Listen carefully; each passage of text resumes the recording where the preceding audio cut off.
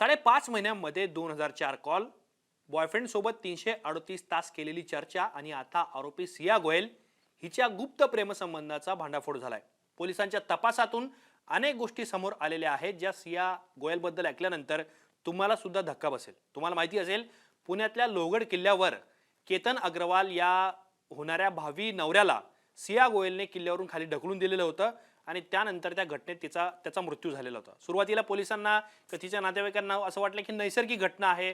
Police ठाण्यामध्ये आकस्मिक मृत्यूची नोंद करण्यात आली. पण ज्या वेळेला पोलिसांनी सिया गोयलचे कॉल डिटेल रेकॉर्ड्स म्हणजे सीडीआर तपासला, तिचा फोन तपासला, त्यावेळेला सिया गोयलचे नातेवाईक, अग्रवालांचे नातेवाईक आणि पोलिसांना सुद्धा या सगळ्या घटनेमध्ये धक्कादायक खुलासे त्याच्यामध्ये झाले. काय झाले होते धक्कादायक खुलासे?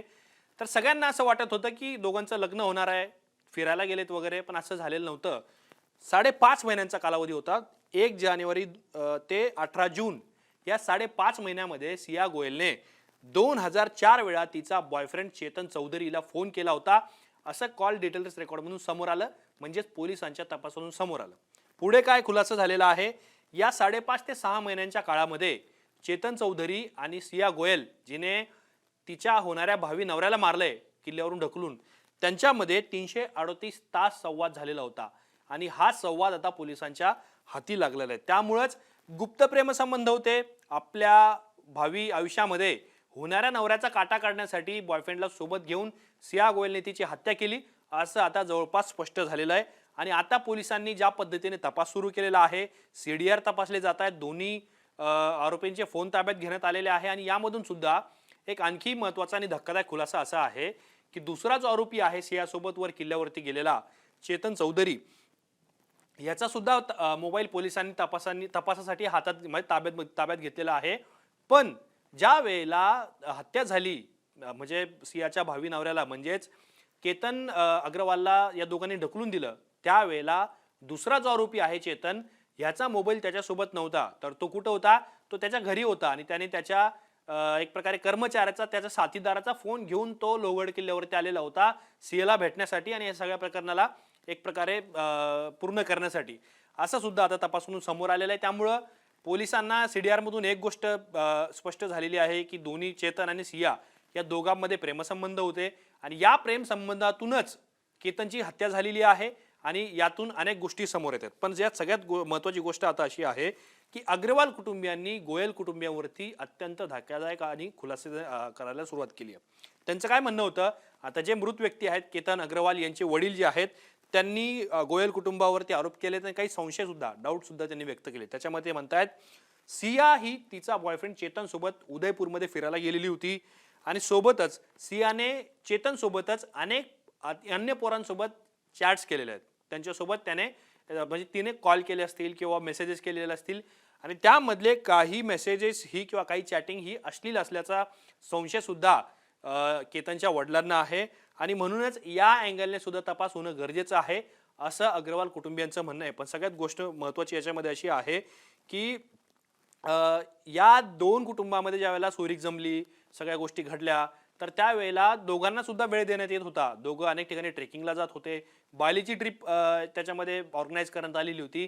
परंतु सियाने केतनचा पासपोर्ट फाडून काय टॉयलेटमध्ये टाकून दिला, कुणाला कळू दिलं नाही, गाडीतून अचानक ते सगळं घेऊन गेले, त्यांना मुंबईतून पुण्यात परतावं लागले. असे अनेक किस्से या सगळ्या गोष्टींमधून आता बाहेर येत आहेत. पण यापूर्वी सुद्धा सियाने ज्यावेळेला ती ट्रेकवरती केतनसोबत वर गेलेली होती, त्यावेळेला सुद्धा केतनला खाली ढकलून देण्याचा प्रयत्न केलेला होता. परंतु ती घाबरली, साप आला असं ओरडली आणि त्याला पकडलं. पण दुसरीकडे एका झाडाच्या फांदीला पकडल्यामुळं केतन खाली पडला नाही आणि त्यावेळेला तो वाचला. पण दुसऱ्या वेळेला तिला असं समजलं की आता हे काय आपल्या एकट्याने होणं शक्य नाही, म्हणून तिने तिचा बॉयफ्रेंड असलेल्या चेतनला सुद्धा या सगळ्या गोष्टींमध्ये इन्व्हॉल्व करून घेतलं.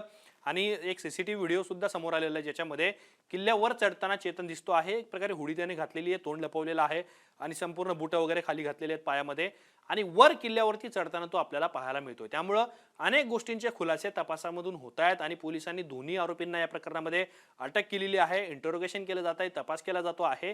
पण सीडीआर मधून ज्या गोष्टी महत्त्वाच्या समोर आल्या त्या सांगणं मला वाटतं अत्यंत गरजेचं होतं. सीडीआर मधून 2004 वेळा दोघांनी एकमेकांसोबत कॉल केलेले आहेत, म्हणजे 5.5 महिन्यांच्या काळामध्ये, आणि 338 तास एकमेकांसोबत चर्चा केलेली आहे. आता सगळ्यात महत्त्वाचा अँगल याच्यामध्ये असा आहे की जर 350 तासांच्या आसपास जर दोघं हे बॉयफ्रेंड आणि गर्लफ्रेंड बोललेले असतील तर त्यांनी मर्डरबद्दल काही चर्चा केलेली आहे का, काही ऑर्गनाइज प्लॅनिंग केलेली होती का, ह्याचा सुद्धा तपास आता पोलीस करतायत. पण ज्या दिवशी ही हत्या झाली 18 तारखेला, त्या दिवशी सकाळी सिया आणि चेतनमध्ये 3 सेकंदांचं बोलणं झालेलं होतं.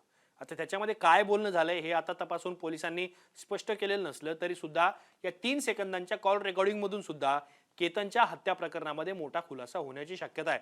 आणि या प्रकरणामध्ये दोन्ही फॅमिली ज्या आहेत त्या प्रॉमिनंट फॅमिली आहेत, काय त्याला म्हणत मोठे उद्योगपती आहेत, कोट्यावधींची संपत्ती त्यांची आहे आणि हाय व्होल्टेज प्रकरण जे हे पुण्यातलं असल्यामुळं या प्रकरणाकडे सगळ्यांचं लक्ष लागलेलं आहे. त्यामुळं पोलीस या प्रकरणामध्ये काय तपास करतील, काही महत्त्वाच्या गोष्टी याच्यामधून समोर येणार का, अनेक अँगल्स या सगळ्या गोष्टींमध्ये तपासले जात आहेत.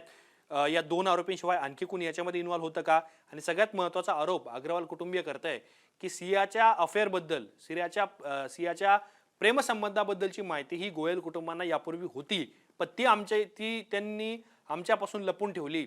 म्हणजे अजून कोणी मित्तल नावाचे त्यांचे नातेवाईक आहेत ते आमच्याकडे आले म्हणून आम्ही त्या केतन अग्रवालचं लग्न त्याच्यासोबत जमून गोयल कुटुंबाशी किंवा सियाशी आम्ही जमवलं, अशा प्रकारचा खुलासा आता अग्रवाल कुटुंबियांकडून करण्यात येतोय. म्हणजे दोन्ही कुटुंबामध्ये सुद्धा आता आरोप प्रत्यारोपाच्या फैरी व्हायला लागलेल्या आहेत.